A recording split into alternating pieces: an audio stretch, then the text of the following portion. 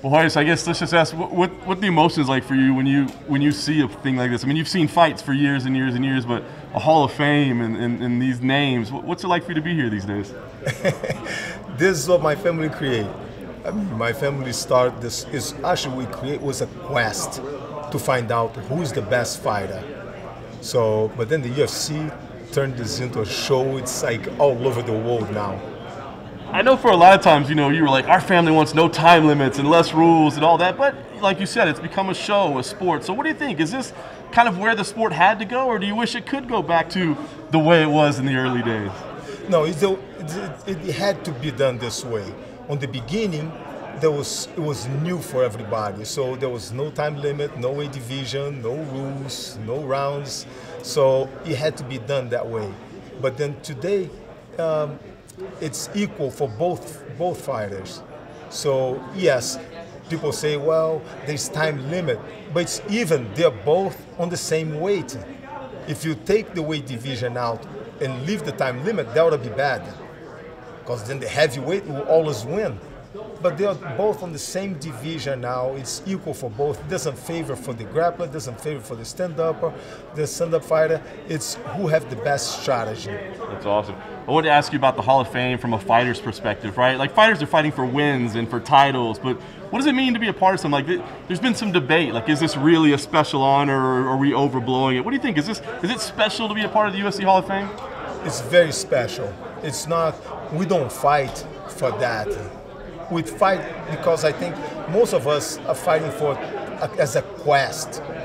I heard that you're good. I think I'm good. There's only one way to find out. So we fight for that quest that's inside of us to find out who's the best fighter, which style is the best, what's the best training camp, the best strategy, the best coaches. And so it's a quest. But being inducted to the Hall of Fame, that's a different level. It's like, okay, I made it, the Mount Rushmore.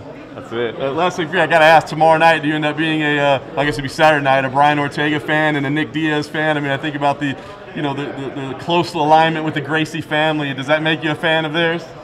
It's a Gracie Army all the way. but hold on. There's only one way to find out who is going to win. As a fan, yes, I'm cheering for them, you see. But as a who's going to win, anything can happen. Anything can happen. Nobody's punch-proof.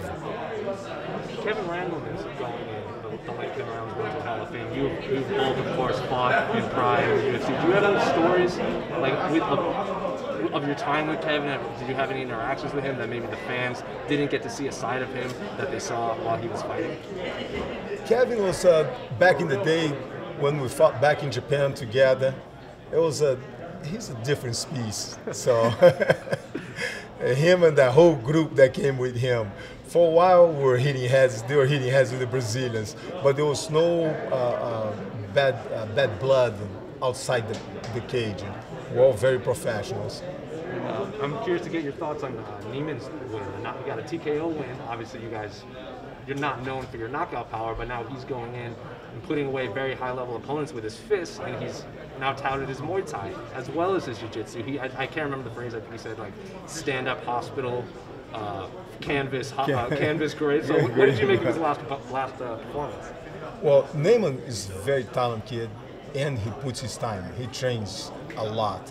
So he came from a couple bad injuries, had a couple bad fights, but I think he got himself straight now. He got himself a good team. He moved to California now from New York. It's not that the old team was bad. No, it's he just got the whole synchronized. The whole team got synchronized. Is he going to end up being the greatest Gracie in family history?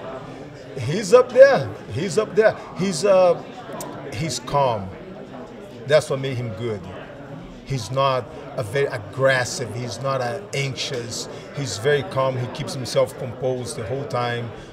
He's up there. He's up there. He's going to be the champion one day.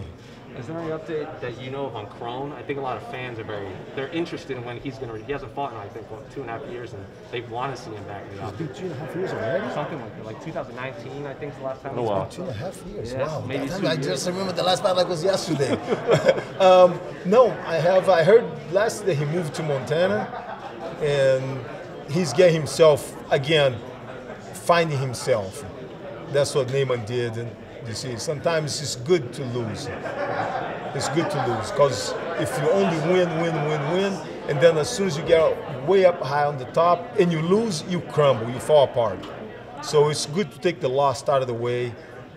Crone, his last fight, showed that he can take a hit, showed that he's very tough. I went through that. I went through a couple of fights a fight that I was like, I'm wondering if I can take a hit.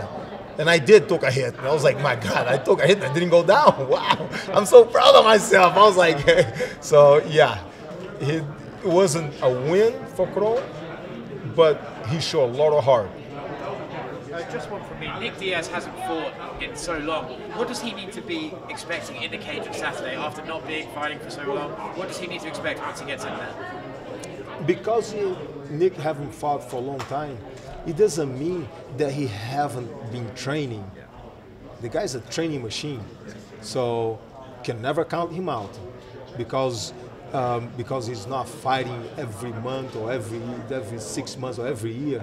It doesn't mean that he gained weight and he's out of shape and he haven't trained. And no, he's keeping the tools sharp, the sword sharp and clean. That's what I say.